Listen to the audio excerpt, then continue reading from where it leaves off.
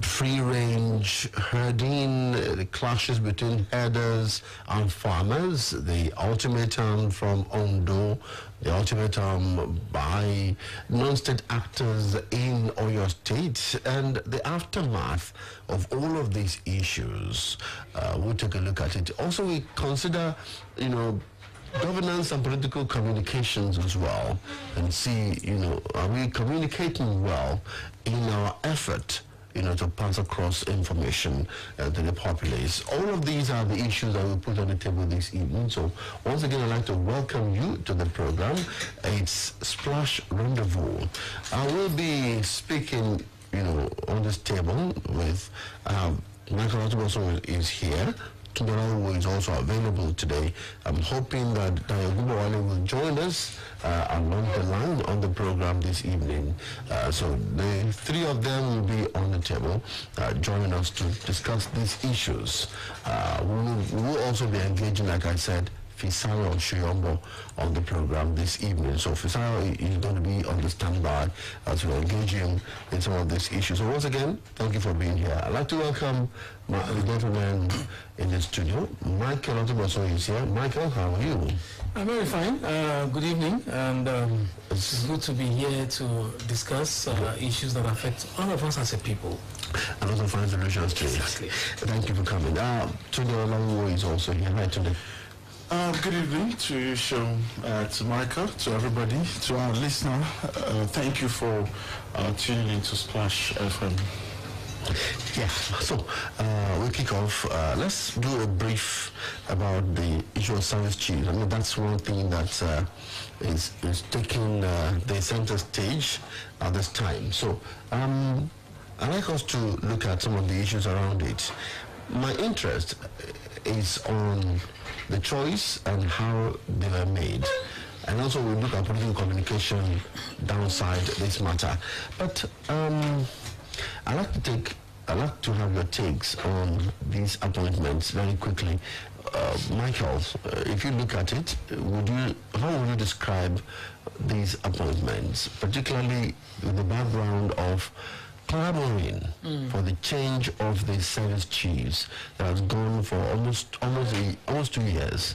People have been shouting, these people are not performing. In fact, all of last year, every time we talk about insecurity, that's a point that people kept saying, remove the service chiefs. Now he has removed them. How did it come to you? Number one, I was not shocked. Why were you not shocked? It was an anticlimax for me, really, because in my own mind, the service chiefs had been removed since 2019. In my own mind, you get what I'm saying. So it was like, that just the belated, in my own mind, 2019. 2019, in my own mind. They have been removed since 2019. In my own mind. That's what I just said. So the president just maybe he read my mind and said, okay, it's not too late to do what we should do. Some will say it's better late than never. Okay, so yes. Is that your perspective? On this one, yes, because I mean, it could have lingered on for much longer. I remember the media aide to the president, or one of the media aides, Femi Additional, at some point told us that those service chiefs, they exist at the pleasure of the president. So a lot of people found that very offensive. That they eventually listen to the voice of reason. That's this people should be let go. In our history, we're actually the longest. The chief of army staff actually surpassed, that of the former record, late General Sani Abacha. And you would think that if in peacetime, even though the argument of peacetime is also relative, if in peacetime we didn't have service chiefs staying this long, how come at the time that we confronted with a major war, and it's not as if these people have really covered themselves in glory in terms of their performance as service chiefs? How come they've stayed this long? A lot of people believe that it's down mainly to regime security, that the president felt safe by keeping those people there. But, it's good that we have, new people on board. The CDS, that is General Tunde Olawuwo, is somebody that is well known and well liked by a lot of people for his intelligence and for his brilliance as a soldier. Let us hope that you'll be able to coordinate the affairs of all other chiefs, and the Chief of Army Staff, the Naval Chief, and of course the Air Force to, if possible, end the war in the Northeast as soon as possible. But don't forget that what we're now facing is no longer just about, the Northeast. We have banditry, we have kidnapping that has almost become, stock in trade for a lot of people across, different geopolitical zones in Nigeria. So they have their jobs cut out. They had the meeting with the president yesterday. Let us hope that they hit the ground running and eventually we achieve a safer Nigeria. Thank you. Michael, today I already broke it, but I want to go to some controversies. But before then, what do you expect from these people, these men?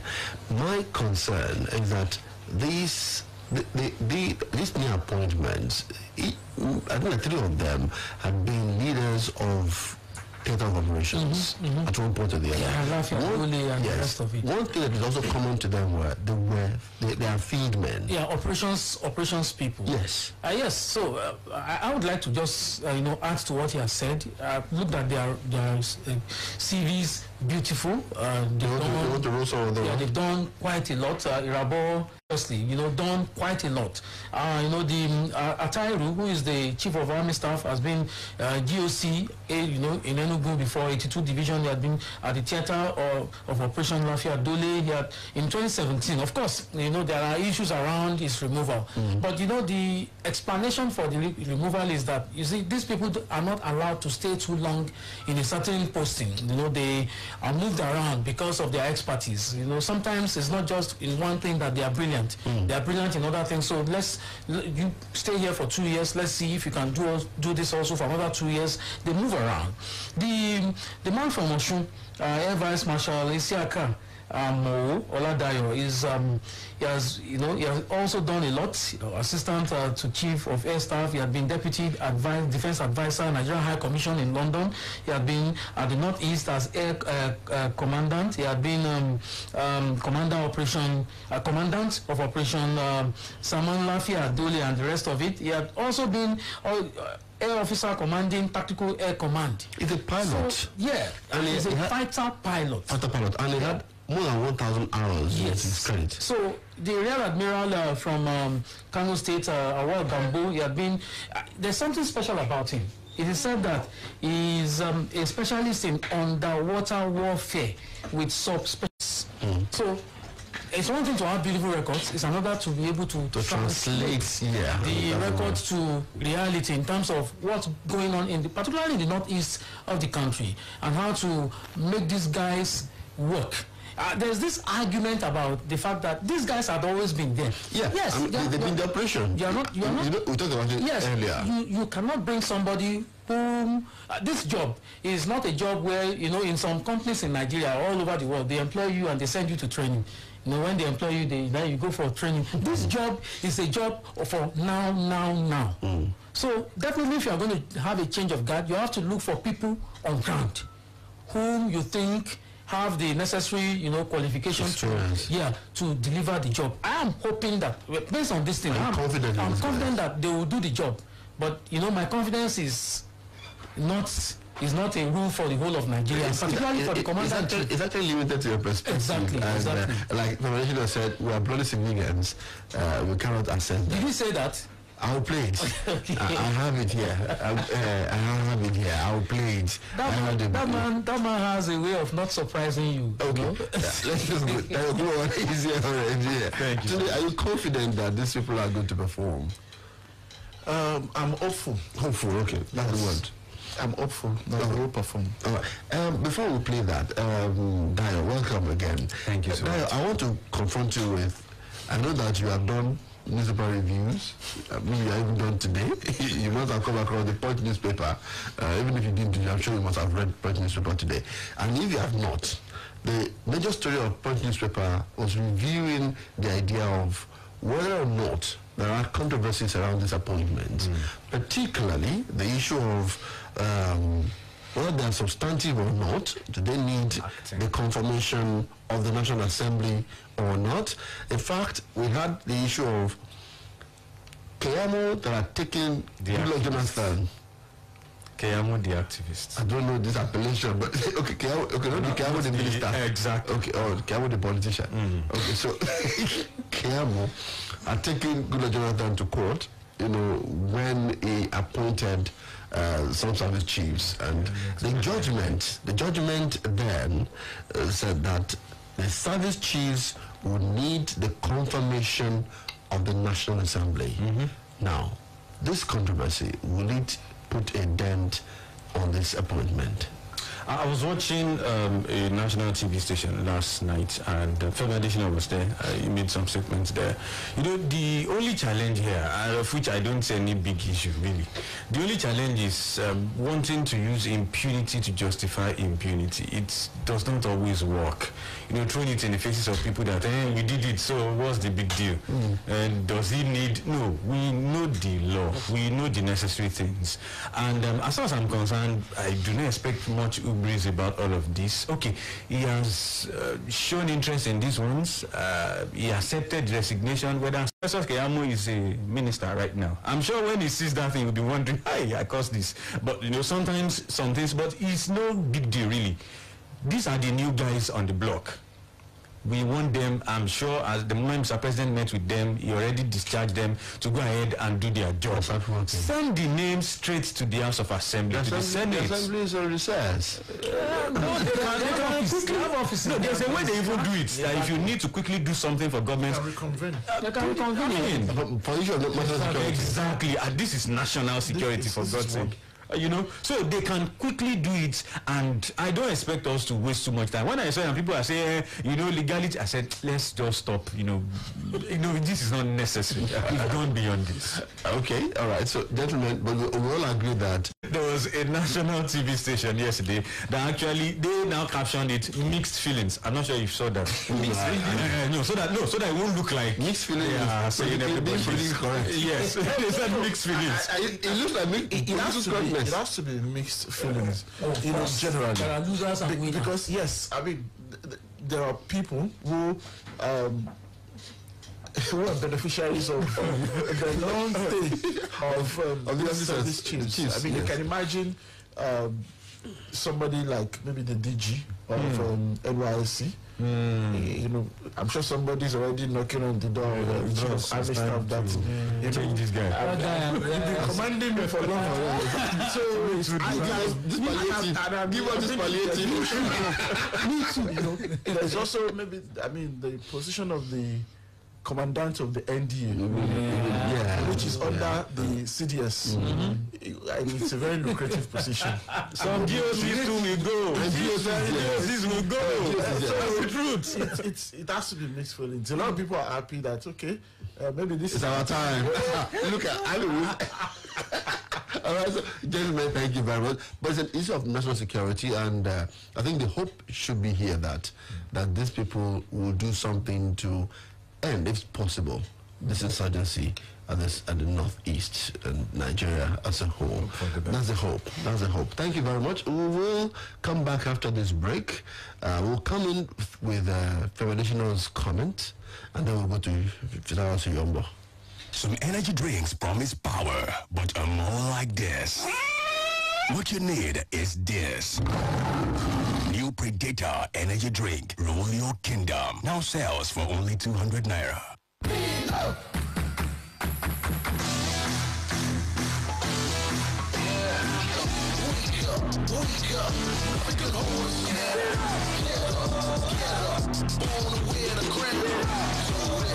Breakfast your day, every day, with the nourishment of malt, milk, and cocoa, and the delicious taste of Milo.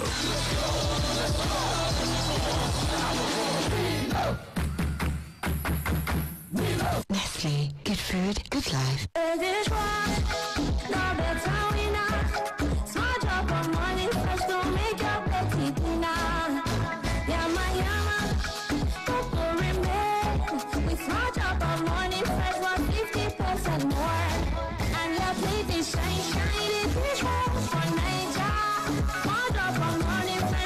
people wey sabi know say morning fresh dey finish work 50% better pass others. Make you sef join people wey sabi begin use morning fresh.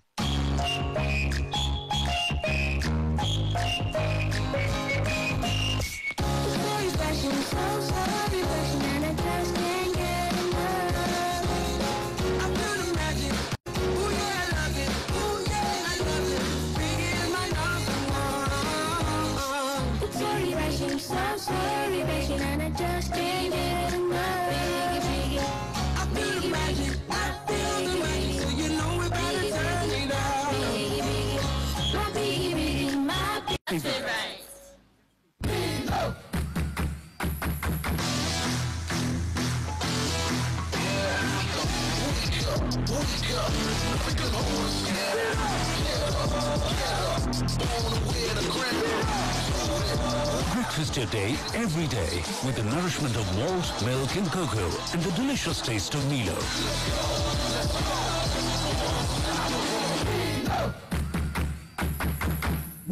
Nestle, good food, good life.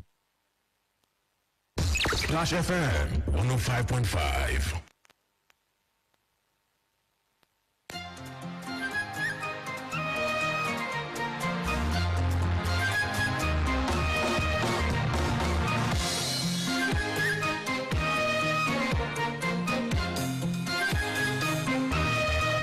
Thank you for being there with us. It's still Splash 105.5 FM, your integrity station. I told you that we will be bringing you something from Federal Additional, but I'll put that on hold and I'll be speaking with Fisayo Shoyombo, who is a founder of Foundation for Investigative Journalism. Fisayo Shoyombo is an investigative journalist who has done a whole lot when it comes to digging deep into stories and finding the truth, like you always say, looking for the truth and also exposing the truth for society. Fisayo Shoyombo, welcome to the program. Thank you. Thank you very much for having me. It's good to have you. I'm not alone here. We are four of us. It causes a table for journalists to discuss issues about Nigeria. And so we have Dayo Gumbawale, we have Tunde Olawuwo, and Michael Olatunbosun. So all of us will be engaging you on these issues that we have on the table. So let me quickly brief you on our interest this evening. I was wondering why you wanted to put a face to the people who were killed on October 20th, 2020 at Lekki Toll Gate, who were #EndSARS protesters. I was wondering why you would not allow the sleeping dog to lie. Tell us why. Okay, so under normal circumstances, what happened at the toll gate on October 20, 2020 has no place in a democracy. It should never happen that protesters who are trying to secure their freedom from police brutality can be attacked by agents of the state, can be shot at, that lots of them can be killed, many of them injured, and then after 3 months we say we want to let the sleeping dog lie. By the way, the EndSARS protest generally was a landmark protest, a type that hadn't been seen before in the history of this country, a protest that happened not because somebody sat down somewhere and said, hey, let us go and protest. Not because it was organic. A protest where you had music, you had food, you had water, you had healthcare, you had security, Some of the organizers provided private security for people. They provided food. The things they provided at that protest, they are exactly the things we are asking the government to give the people, and the government cannot. Food, security, water. We had all these things at this protest, and the demands of the protesters were legitimate. The police should stop brutalizing civilians, should stop killing them, should stop harassing them. Legitimate protest, under no circumstance in any democracy, should soldiers were invited to such a protest, and then they shoot at people, and they get away with it. A lot of people were saying there wasn't a massacre at Lekki. People didn't die. Where are the bodies? Where are the families? Where are the victims? And as an investigative journalist, I wanted to provide answers to the people. So so for people who would say it's an e-massacre, it's an audio massacre because there are no names and faces to the victims. Now they have an answer. Before I allow my other gentlemen to speak with you, I'd like you to also put a finger on what were the challenges you faced in finding these faces. I saw a lot of faces here. I saw names like, let me do for one, Abota, Solomon, and the rest. How easy was this for you? Because I know that those who were at the Lekki toll gate were not people who probably knew each other from anywhere. Some of them were just strangers, just met spontaneously. You call it organic. How easy was the tracing for you?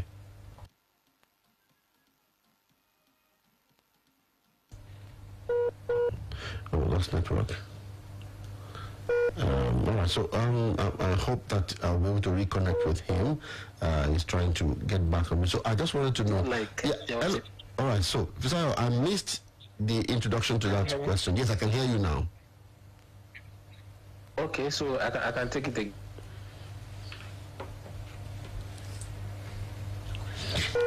Oh, Jamie, that's the network service is trying to be unfriendly, but I hope we'll reconnect with it.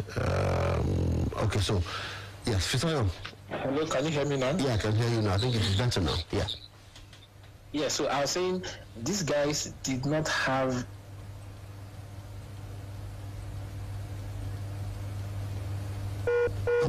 network service. Maybe I should drop it and call him back.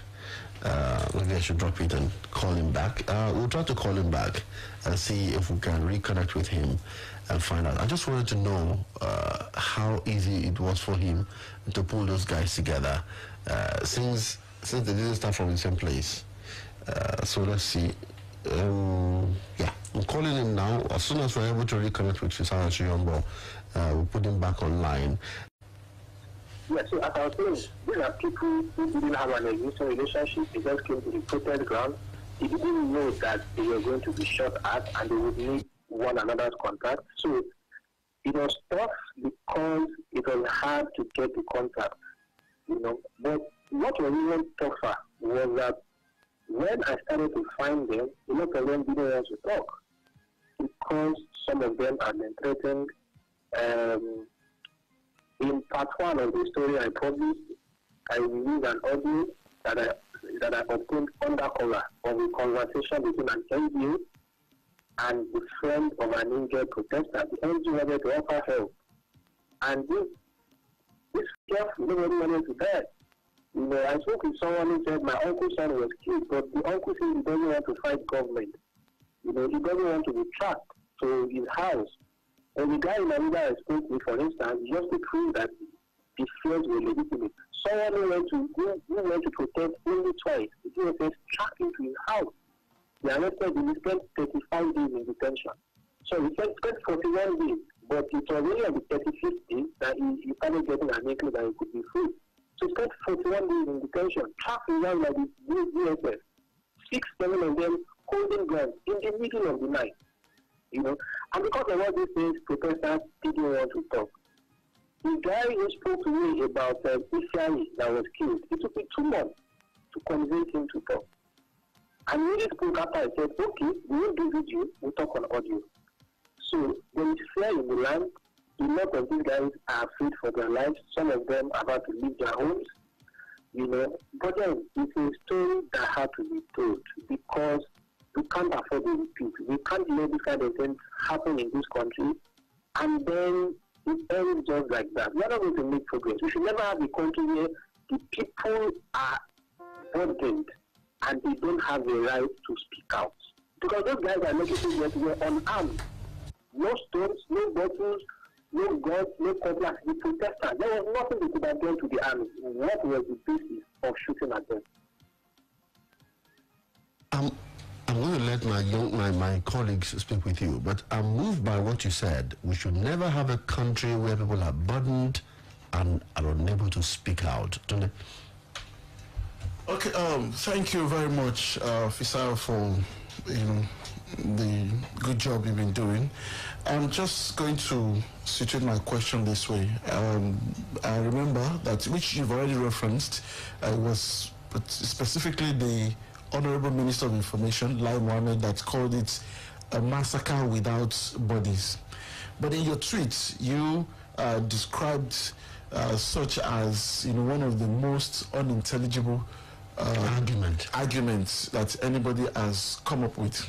Now, one of the things that government has also said is that the protest was infiltrated by hoodlums and it became a chaotic situation. Did you, in the course of your findings, were you able to establish that those people, killed allegedly, were actually killed by the military, or possibly it could have been the hoodlums? It could have been maybe through other means. Were you able to establish such? Okay, 2 out of the 20 deaths that I established were caused by policemen. 2 were by policemen. The other 18 were the soldiers. Because I spoke with people that the death, people who witnessed the death. Solomon Abuta, his brother, spoke with those who went to the protest ground. Solomon, you know how he died. Hoodlums. It is true that the protest, not only in Lagos, in different parts, were infiltrated by hoodlums. The question is, who brought the hoodlums? Who brought these hoodlums? The protesters themselves, I think we are all clear that the people who started the protest, they are not hoodlums. Are you saying that protesters went to hire hoodlums to come and rise against them? Is that possible? So, if anyone wants to know those who infiltrated the protest with hoodlums, the question should be, who are those that were against the protest in the first place? Who are the people who did not want the protest to win? I know the answer is clear. Everyone knows the truth. Very few want to admit it. Yes, hoodlums infiltrated the protest because some people went to import them. Who are the people that brought Kabuta Junction in Abuja? Those guys came from Kano and Abuja. Who brought them in the day before? The videos that we saw of thugs, wielding sticks, wielding machetes, and then became the SUVs, push cars. Who brought them? The head of the indigenous people of Abuja, who gathered journalists and addressed them and said there was an ultimatum for protesters to leave Abuja or there will be trouble. Who financed it? 5 of them are journalists. We know what it takes to address the protest, and you have Arise TV, you have AIT, you have Channel TV, you have big TV stations. Even because the head of the indigenous people, in my 16 years of journalism, I never heard about that guy before. I've never seen his film, I've never seen the name. So, who was the sponsor? Because that guy could never have, on his own, gathered journalists together for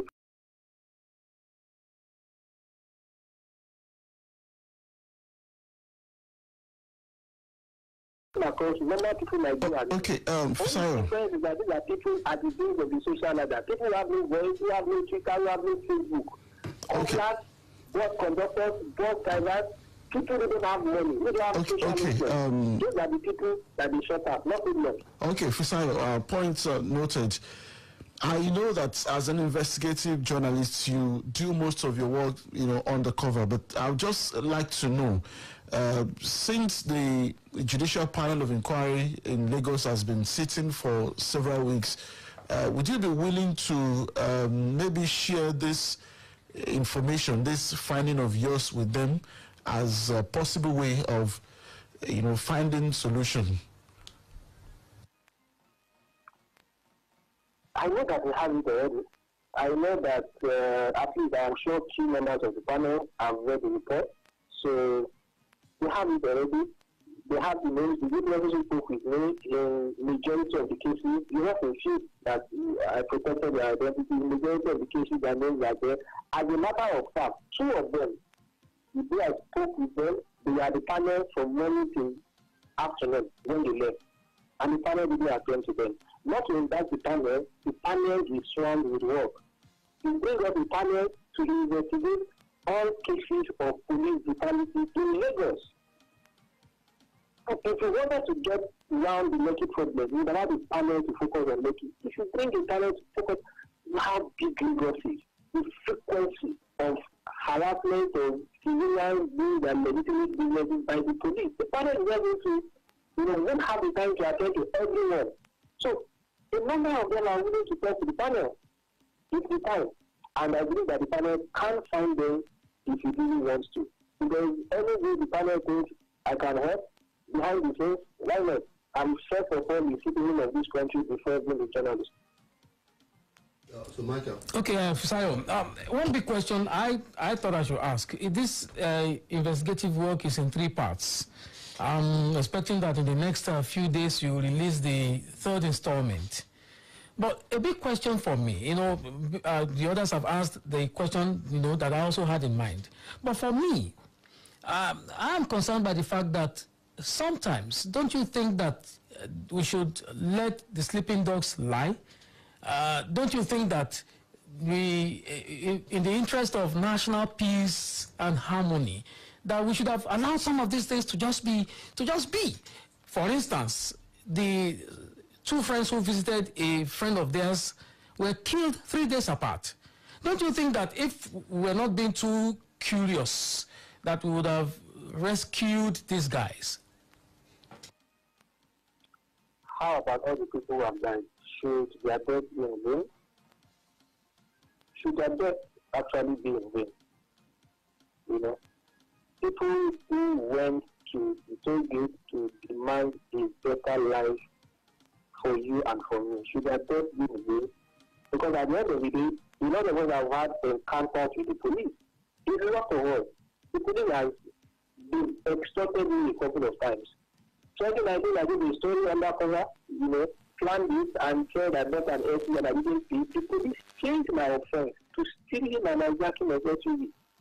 When the original cooked up offense was, I didn't pay for it. That's what I saw inside. And then it's something in like a people experience. It's not new, and we are saying it cannot continue. Those people should not be allowed to die in vain.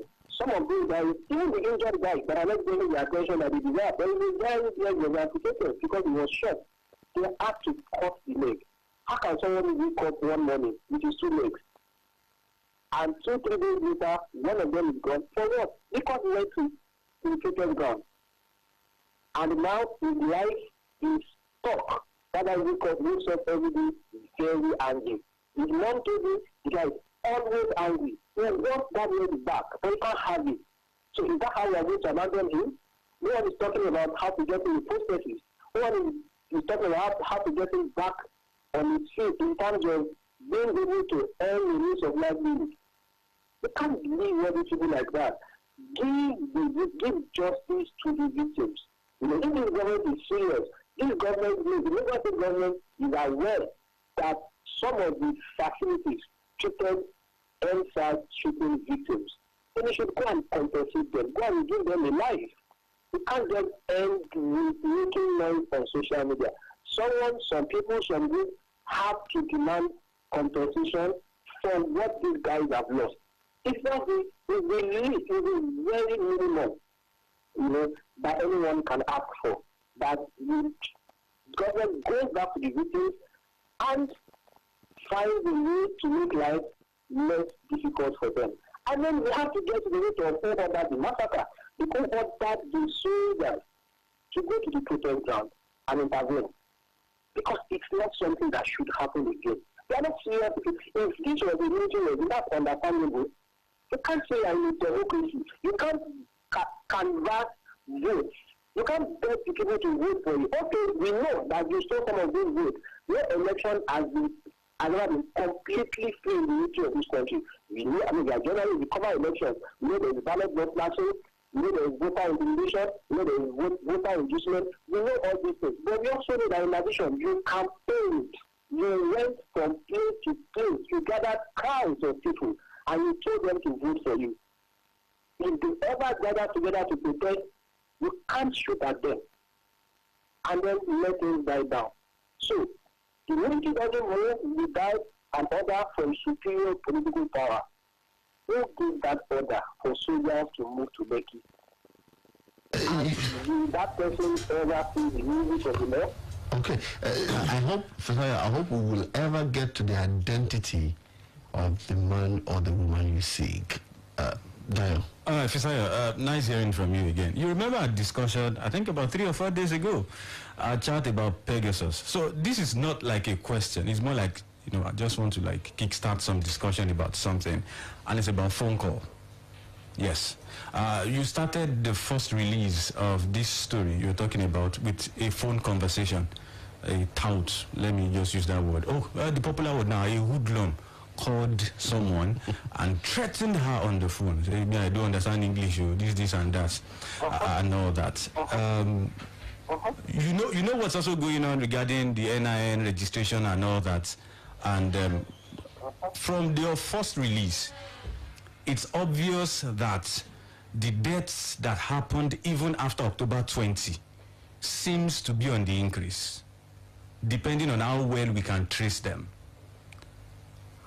What do you think is going on, and what can be done to forestall this? You were able to track some guys that you said 2 friends were killed. And they said they don't want to talk about it again anymore. Exactly. Those are the ones you know with them. I'm just trying to spark a conversation here. I mean, trying to seek a way forward. Your opinion? What is going on is that there's an attempt to cover what has happened up. When people say there was no massacre at Lekki, like I said on Twitter a few days ago, it's an unintelligible argument, but that's at worst, at best, it's a naive argument. The Zaria massacre, where 349 people were confirmed killed by the where are those bodies? You can't find them.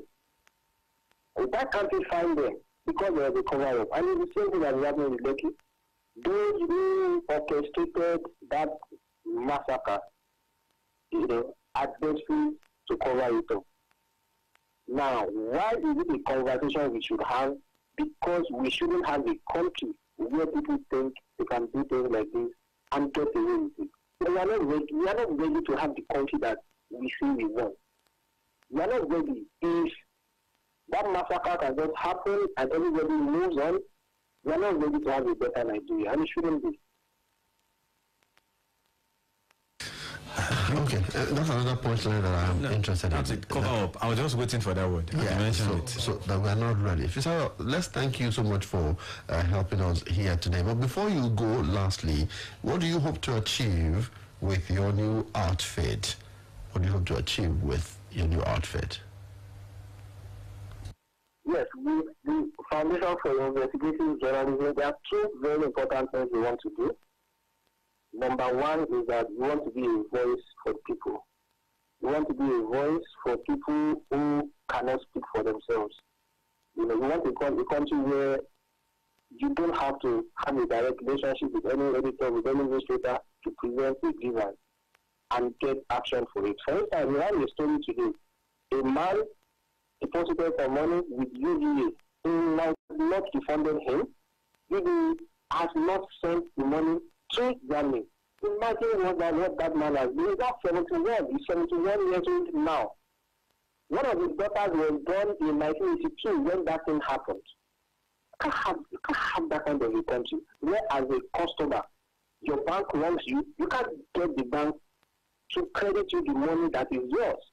And so we want to be that outfit that helps people get the things they deserve from the society they live in. That is one. We want to be that outfit that grows a new army of young journalists who want to work for the country rather than themselves, rather than their pocket. People who see journalism as service to humanity. And they want to do it because they want a better society. not because they just want to feel that, they just want to see what they can gain, from the industry and move on. What are the things we want to do? The new army of journalists who want investigative reporting, who want to work for the public interest, and then to be a voice that speaks against injustice. Thank you for speaking to us. We wish you well in all your endeavor. Thank you so much. Thanks for having me. Thanks to everyone at SplashRendevouz. And please keep safe all the time. Thank you. Thank you. That was Fisayo Shoyombo there, an investigative journalist who spoke to us about the #EndSARS protest. And is that something that I will repeat?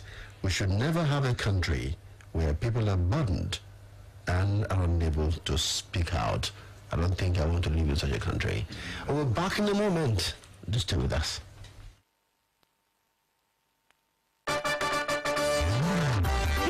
For area, then they call me Baba 22. If you look my JC, number 22. My keke plate number, 22. My house number, of course. I decack for number 22. But you sabi what really meant then they call me Baba 22? Now because I groove 22 times bonus on top every recharge. Yes, so if you don't tell when you use your glow line, reactivate now, make you begin enjoy your own go get 22 times bonus on top every recharge. It a pay to reactivate your glow line. Unlimited.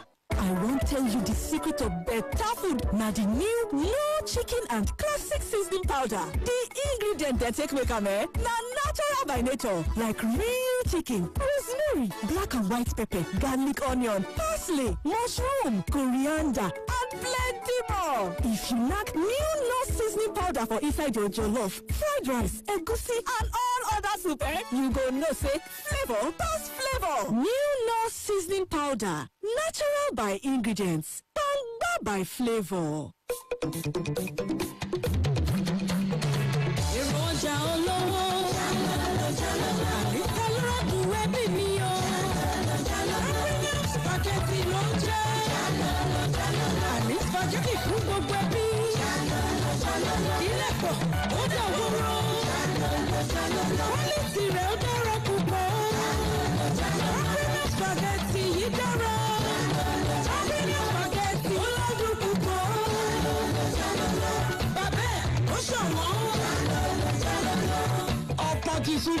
Pẹ̀lú Crown Premium Spaghetti tito, ó ti dágbére fún spaghetti tó lẹ̀pọ̀ jàre. Ojúlówó Crown Premium Spaghetti tí quality rẹ̀ peléke tí kì í lẹ̀pọ̀ láṣẹ pẹ̀lú wíìtì durum tó ní protein, èròjà amáradàgbà tó pọ̀ jọjọ. Ó ṣọ̀wọ́n. Ọ̀rọ̀ ló sọ, ọba ní Crown Premium láwùjọ spaghetti fún gbogbo ẹbí. Ó ṣọ̀wọ́n, kì í lẹ̀pọ̀, quality rẹ̀ dára púpọ̀. Crown Premium Pasta fún ẹbí rẹ̀ ní adùn tó tayọ. Mama me now won't send money, make me not collect for school. Hoping I won't withdraw from your card, but you know carry his card. Hey, written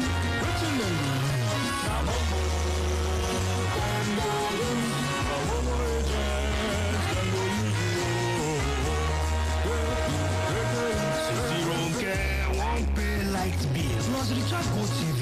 She follow go Miss Telemundo. Tamuno says she won't buy data for phone.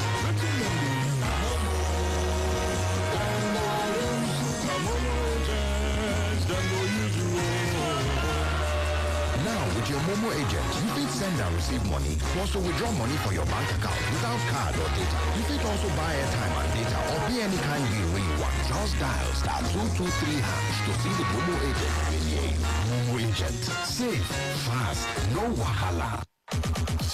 You love Afrobeats, but your playlist is full of Fuji music. How refreshing it is to be transparent like our new bottle that's easier to recycle. Sprite, new bottle, same hit of lemon and lime. Our friend Oliver is what you call a man with a huge appetite. Gigantic, actually. And if there's one phrase we have come to know Oliver for, it is this. More data, please. No matter what we offer him. More data, please. So, guess what we did? We heard Glow created new data plans for people like Oliver, and we got him exactly that. And guess what Oliver said?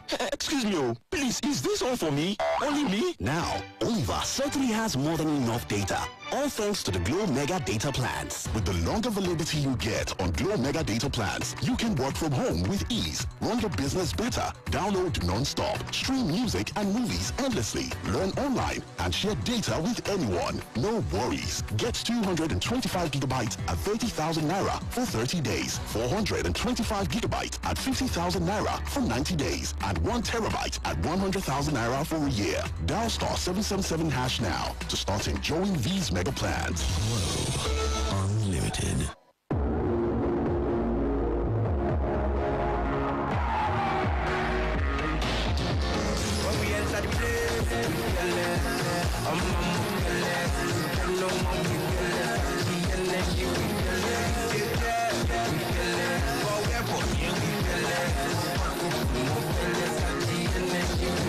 Peerless energy drink comes in 2 exciting flavors, classic and red berry. So when you need that refreshing energy boosting beverage, drink Peerless. Peerless, energy of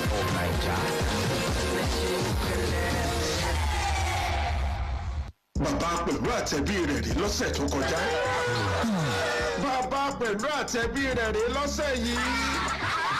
Ṣùgbọ́n kí ló wá jẹ́ kí nǹkan ó yàtọ̀ fún wọn o? Ẹ̀ṣẹ̀ rí bàbá pẹ̀lú gbọ́ pé GoTV máa ṣe dín owó wọn kù láti $4,400 sí $3,000 kan ní báyìí. Pẹ̀lú ọ̀pọ̀ eré ìdárayá, eré oníṣe ilẹ̀ wa, tẹlinùfẹ́là àti erémọdé. Inú bàbá pẹ̀lú àtẹ̀bí rẹ̀ kan dùn ní ṣáá. Nítorí náà, ìwọ náà dàbí bàbá pẹ̀lú.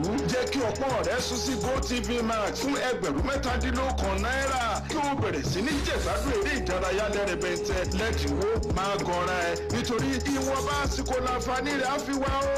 Ìlànà àti àdéhùn wà ṣáá o. GoTV nífẹ̀ẹ́ rẹ̀. Omo, make you no sleep on top bicycle o. This better don tie wrapper for those of una wey never use una MTN SIM for over 15 days now. MTN don charge come increase your welcome back of our woof to 12 times your recharge when you load 100 naira and above. Yes so, no be 1, no be 2, no be 3, no be 4, no be even 10 sef. Na 12 times your recharge dem go take credit and data knack your phone o. This one mean say if you recharge 100 naira, MTN go sama you with 900 naira credit plus 300 naira data bonus. If you call recharge 200 naira, now 1,800 naira credit go drop for your phone. Banker second term on top self. Hey, where that my MTN SIM? Let me self begin follow enjoy better too. Everywhere you go, MTN. Splash FM 105.5.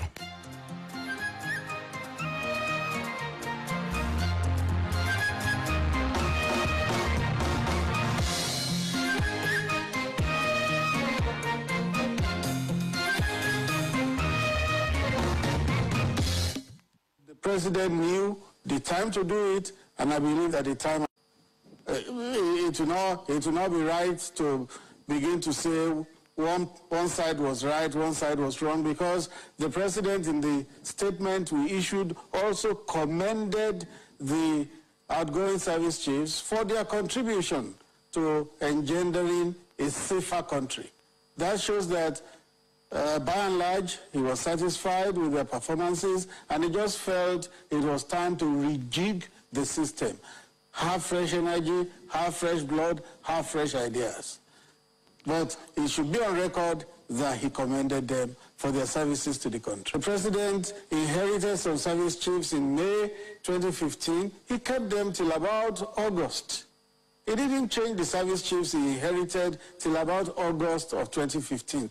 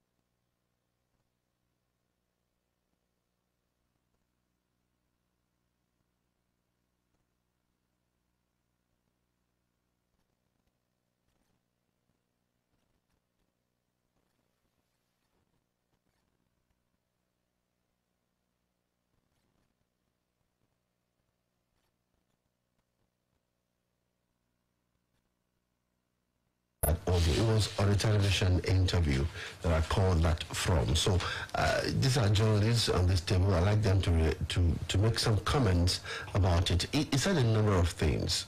Interestingly, he talked about the fact of federal character. You know, I'm sure that's part of the argument about these service chiefs. And he said that there are appointments that do not require federal character principles to be applied to them. And he said one of them is security. He talked about how the president came about this. For him, he said what the process president used in 2015, he believed that was what he used this time to make a choice of the service chiefs. And I've read several people talked about the Southeast is missing in that configuration. He also talked about the fact that it is the prerogative of Mr. President, you know, to make a choice of when they are to be fired or when they are not to be fired. So I'm looking at political communication because I'm going to two things here. Michael, when you hear such expressions, such discussions, you know, when you hear a spokesperson of the president speak in such a manner, what comes to your mind? I just told you earlier that the man has lost the ability to surprise me. As a matter of fact, anytime I'm told that Femi Adesina will be, you know, speaking, I already have my mindset on not to be surprised by whatever comes from him. And he has also, you know, really demonstrated that he has, you know, read my mind appropriately to say that we should not be surprised. He made some statements that really I consider as an insult on, you know, the intelligence of our collective intelligence as Nigerians. He said that you and I will not be able to assess them. He said we are bloody civilians. The panels of the military. You see, is he one of them? Is he not a bloody civilian like you? Borrowed the parlance of the military. I agree with you. You borrow the parlance of those who think like you think, or you borrow the parlance of those persuasions that you have been fed. You think it was inappropriate? It was inappropriate to, you know, to address us that way. Even those who came up with the concept of bloody civilians. You know, our history, our trajectory in this country, that it was an aberration to have gone through many decades of military rule in this country. And let's not make it sound like it's beautiful. You know, let's not make it sound like a beautiful metaphor to use for Nigerians. It's not. So Mr. Femi Adesina owes us a big apology for using that expression to tell us that we cannot, we are bloody civilians, and that we cannot, you know, assess the security chiefs. Are they not public servants? Are they not paid from our taxes and the national wealth? They're paid from our national wealth. They're answerable. The Nigerian blood is essentially in Aso Rock. The Nigerian blood is in everybody who walks the land in this country. We should, those who communicate for the government, whether at the central or at the sub-national levels, need to understand that they need some level of maturity. Okay. Loyalty is to Nigeria and ask them to prioritize the welfare of their officers and men. As their CNC, my full support is assured. I picked a few things there. He said, he reminded them that their loyalty is to Nigeria. Is that true to practice? As it should be, their loyalty should be to Nigeria as a nation, the constitution that empowers them, that, you know, states that they speak to the people in a condescending manner, and even when things are going wrong, they have to wait until they are ordered to do so. For instance, if there is massive killing somewhere, you wait until you hear something like, okay, President Buhari has given a marching order for them to do this. So you begin to wonder, okay, without the president giving them a marching order, were they just going to sit down, fold their arms, and allow people to kill themselves? For me, and I said this earlier, the rhetorics wouldn't count for much. The meetings wouldn't mean so much to me, because I know that the last set of service chiefs we had, we were meeting with the president almost on a weekly basis, to brief him, for photo ops and for videos. You see, we should be tired of governance by photo ops and tweets. We need real governance. So sometimes it was just a day or two ago, I seem to have even lost touch with the fact that President Muhammadu Buhari, with all due respect, is still the president of Nigeria, because he's so you hardly get to see him, other than without the thing that the presidency says this. So without the I was going there. Without the tweeted to him. Yes. So I'm glad when I saw the video feed from Aso Rock yesterday that he met with some of the service chiefs. He also met with the governors of Ondo. He also, I was just and then you saw him with the elbow shake. That's okay. Our president is still in charge. But we need way more action. For now, I haven't seen anything, but I'm hopeful as a Nigerian. The success of this new service chiefs will mean that we're a lot, safer as a country.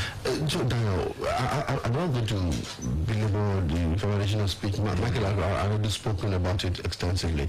I was thinking in my head, we want new service chiefs. Everybody's been clamoring for new service chiefs. Will the coming of the new service chief, will it end the funding challenge for the military? Will it end the equipment, the lack of equipment, and arms by the military? Will it also breach the intelligence gap? Well, intelligence I may not be able to say, because many times people make the mistake when you hear of military intelligence. Military intelligence, they gather internal military intelligence. And I'm talking about intelligence within the armed forces. They don't do outside work like NIA. So until we resuscitate NIA, I'm sure most people, the last time they heard anything about Nigerian Intelligence Agency was when the IOK issue, the OK thing. That's the last time anybody ever heard about those guys. And until we begin to, give them, enough support, enough funding. You remember they were busted at a time, $1 pounds, and all that. So it died out. So for intelligence, I'm not sure new service chiefs will solve that. Let's not, ask for too much. But talking about equipment, funny enough, at the risk of sounding like devil's advocate, in the last 5 years of President Muhammadu Buhari, give it to him. I can talk about Sadiq Abubakar, in charge of the Air Force. Nigeria has done very well in terms of getting enough equipment and repairing old equipment. Give it to that man. Give it to him. Sadiq Abubakar did pretty well. Yes, they might not have, done too well, maybe routing Boko Haram, but nearly every day, if you read the news, you hear of they've bombed so place, they've bombed so place. So give them that credit, they did their part. So in terms of getting equipment, and I think our Super Tucano should be arriving, some have arrived, we're expecting more. So yes, in terms of equipment, if backyard deals don't happen, like we were almost scammed recently. Most people don't know that thing. We read it in the news that Super Tucano will not arrive until they prepare one landing field. I told somebody that something is going on. Something is going on. Money will be released to build new airfields, but people didn't really see it in that light. So aside that, I think we are on the right track to getting more equipment. So yes, these guys should be able to get that solved. They should be able to achieve more. In terms of totally stamping up insurgency, let's be sincere with ourselves. You don't win the war against insurgency in 1 year. In fact, in 10 years, if you are successful, you are very, very wonderful. But one thing is sure, these guys will want to impress. The Lucky Rabot team, Tairu, Amao, will want to impress everybody, not just the president. They just arrived. There's that adrenaline. They will want to impress. So I'm looking forward to that impression. In the next 1-2 years, I look forward to them pulling some stunts. These are guys that have been used to the Lafia Adole project. They are aware. These are guys that have been there. So they know what to do. They know what they can quickly turn around to get some quick wins, and which I'm looking out for. But for me, it's not just about Boko Haram. Darugumale is not just looking out for us kicking out Boko Haram. We've been kicking them. At least we have decimated them, according to the Minister for Information. What I'm looking out for right now is the recent war we are fighting across the country, war against the banditry and kidnapping. That is, for me, where I'm looking forward to us getting some success across the country. That is my focus. So, thank you for leading me there, because I was going to the issue of insecurity, and I'm coming to the situation in the Southwest at this time. One of the moves we saw recently, and they came together to bring out a communique at the end of the day. But there was a criticism against that meeting, which I wanted to intervene before I come to Michael. Today, some people said that there was an established idea of a clash between the herders and the farmers. You called the meeting, you had Tiala represented at the meeting. Farmers were not there. Who were the farmers? It's not other stakeholders. Well, they were the other stakeholders. We didn't have other stakeholders at the meeting. From what we saw, yeah, it was basically, of course, Badaru, and it was basically to meet with, leaders of Mieti and Olambari. Well, it's strange if you look at the strain of events that led to that particular meeting. To think that we needed to wait until basically things almost spiraled out of control, for me smacks of insensitivity at the highest level with some of our elders. The truth is, these farmers, elders, even though the elders are supposed to be farmers as well, clashes, they've always been there. And you see, amidst this whole conversation, we cannot, remove the factor of one man, because it started like something very simple when Sunday said he was issuing an ultimatum to some elders to leave some part of Oyo State, and then he followed through with that journey to the mobilization, and of course, the way it went viral. I think that was a shock. That was a shock to the governors, not just the government of Oyo State. I think it was caught napping. The government of Oyo State was actually caught napping. That's the truth. Some other governors were, shocked, and they needed to act.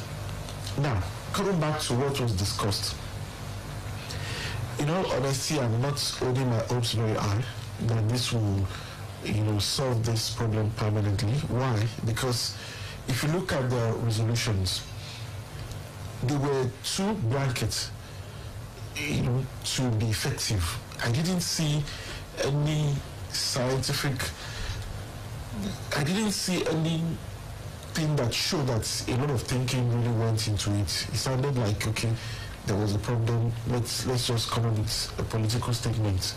For instance, you said you're putting a ban on, it's definitely not going to be you and I.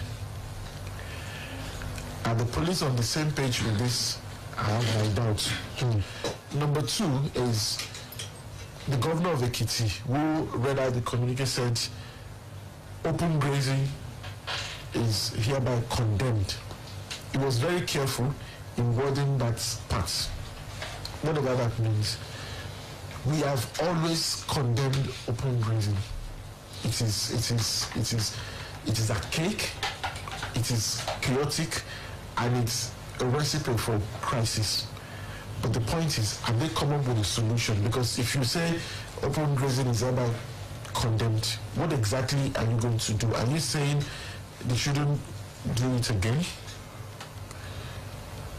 So I'm looking at all of these factors and I'm asking myself, this is nothing but, a political meeting, and they've come up with a political statement.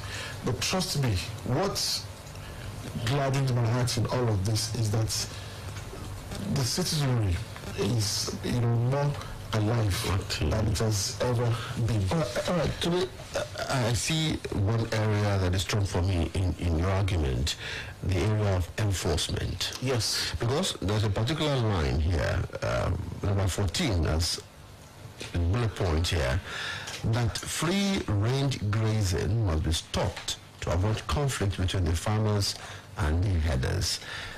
Michael, does this have a force of law? Because the governor of Oyo State tweeted after the event that evening that we've collectively, banned open grazing, even though I did not see the use of open grazing, so free range grazing. Remember, and he just had a law. Yes, and he said we have a law in Oyo State, and he said we have a law in Oyo State. So what has happened since that law was signed? Has it stopped open grazing? Because I still see them on my way home. Okay, so who is going to enforce it? So you see, while you are asking about who is going to enforce it, you also need to ask about the options available. So if you're saying I cannot free range graze my flock, am I going to take them to the sky? Isn't it a private business? Okay, just hold on. Shouldn't you find a solution to your business? Beautiful. I'm telling you, do we have those who are poultry farmers have their chickens free range? You see, do we have those who have the fish pond have them free range? Goats. Okay. Goats. Beautiful question. Now let's.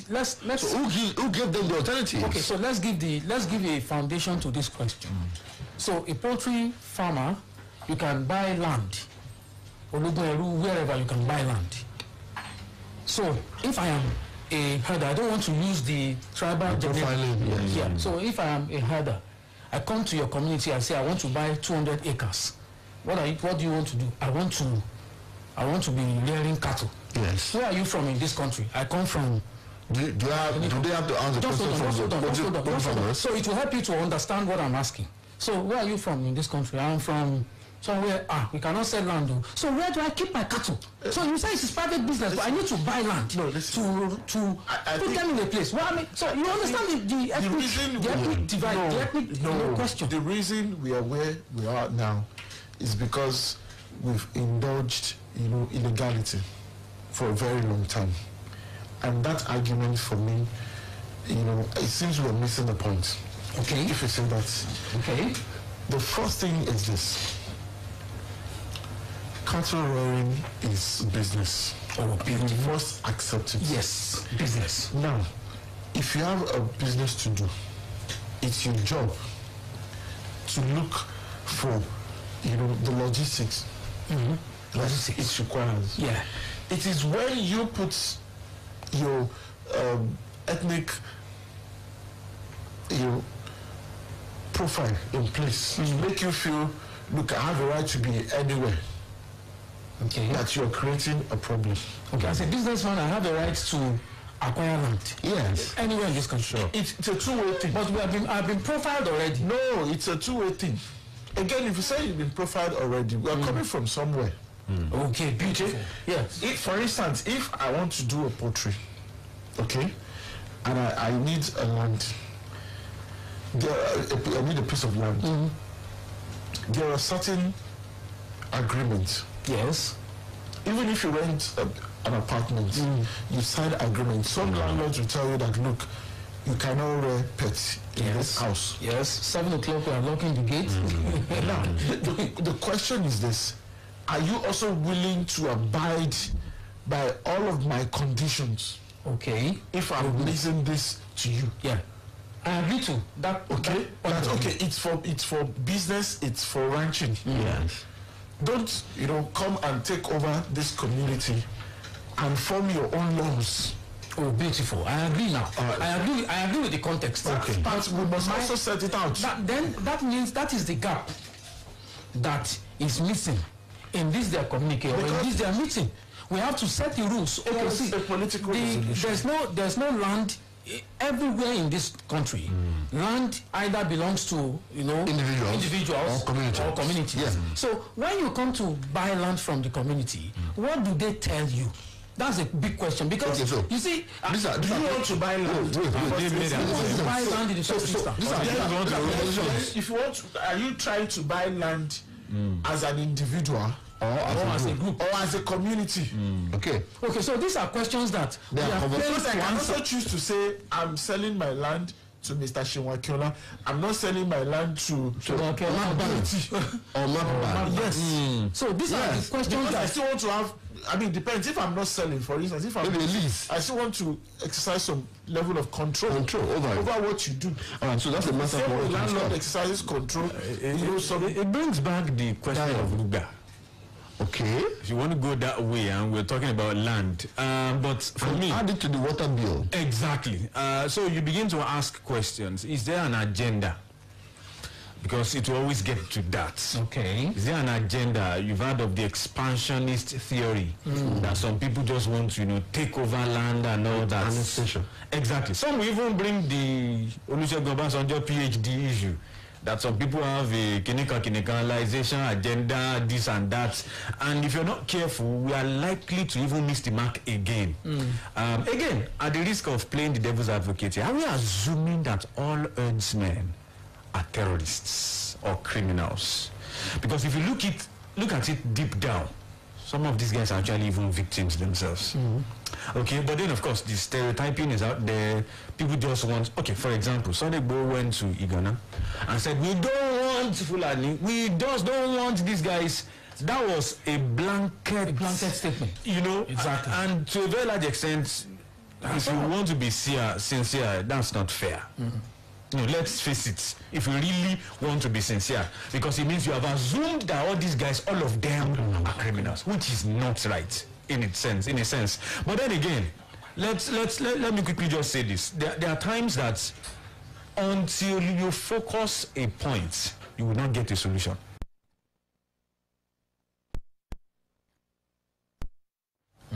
Yes. Nothing might have happened if he didn't do it. Or the killings might have continued. Probably. Okay, 0809-155-1055, 0805-699-8678, and 0706-949-3000. If we're able to get one or two calls, we'll take them. 0809-155-1055, 0805-699-8678, and 0706-949-3000. All right, so we'll try to take from you 0809-155-1055. If you can call us, 0805-699-8678, and 0706 949 3000. Hello, good evening. Good evening. Okay, it's gone. Right, let me crystallize the issues. First is that we're looking at the engagement with the farmers by the leaders. Hello? Hello? Good evening. Thank you for joining us. Hello, good evening. Yes, good evening. What's your name, sir? I'm Emmanuel from SplashRendevouz. Emmanuel, let's do this very quickly. I've been doing the show. Thank you. Thank you very much. No, they are dealing with that the tribal chiefs are tribal chiefs indeed. Where do you put the argument of confirmation by the National Assembly? 1. 2, the ethnicity issue involved in the selection. Traditional statement, is it something to go along with? That is my question. Hello? Yeah. I think we've basically addressed the first issue that, there's really no need to belabor. There's no need to grandstand. The president should just forward the amendments to the National Assembly. This is a very friendly National Assembly. I like the word. I'm sure they will do. I think we should also stay too long on this matter because Olonishaki is from Ekiti State. We also have the new man is from Osun State. Let's do this. Hello. Have a caller. Hello, good evening. Good evening. Thank you for joining us. Hello, good evening. Good evening. Thank you for joining us. Let's do this very quickly. You're welcome. What's the name? Yeah, Ola is my name. I'm calling from New Garage. You're be close to your radio set. Yes. Yes, it's on the issue of this Yuga coming. And one of your analysts there were talking about challenges of these people getting land or reluctance of Southwesterners. Yes, go ahead. Yes, go ahead. Oh, I think he's left. That's not very good. Yes, can you hear me? Yes. Let's do this quickly. Yes. Now, my point is, I think Southwesterners will need a lot of education on this issue. Not all the cattle that these headers are taking about belongs to this planning. I know a lot of Yorubas that keep cattle with these people, not necessarily the traditional rulers. So if this thing is a business, and we are not willing to lease or sell land to them, how do they operate? Now, if you say Fulani should make the whole of Southwest today, for those that have been keeping cattle with them and I still have cattle. All right. Okay. Well, thank you very much. I mean, I pretty got what you're trying to do, but gentlemen, we have to close. We have to close now. We have a number of things to do before it's 7 o'clock. So, your last take, Dayo. Well, security is our collective duty as citizens of a community, citizens of residents in a state, or as a nation. We should continue to demand security of life and property. And as much as possible, if you see something, say something. Michael. Well, just like Dan said, it is a collective business. I mean, security. See, there should be a Nigerian agenda. We all must accept that we want to move into modernity. This is 2021. I am personally, offended that we are still trying to convince some people that you need to ranch. Don't stop moving cattle around. We should have gone past all of this a long time. It's not optional. If we are really serious about having a modern society, that is the way to do. I must thank you, Dago, for coming on the program. Always a pleasure. Thank you, Tunde, for being here. And Michael Olatunbosun, much appreciation to you as well. And I thank Bosun Olayode for his brilliant assistance on the program today. And all of you that listen to us, those who've called and those who are still calling, we appreciate you all. That's much we can take on the program today. I want to close by saying that I do not want Nigeria where we will resort to cult of personality. The responsibility of state security is your government's business. And so all of us must be together to keep ourselves safe. May Nigeria succeed. I'm Oluwaseun Akinola.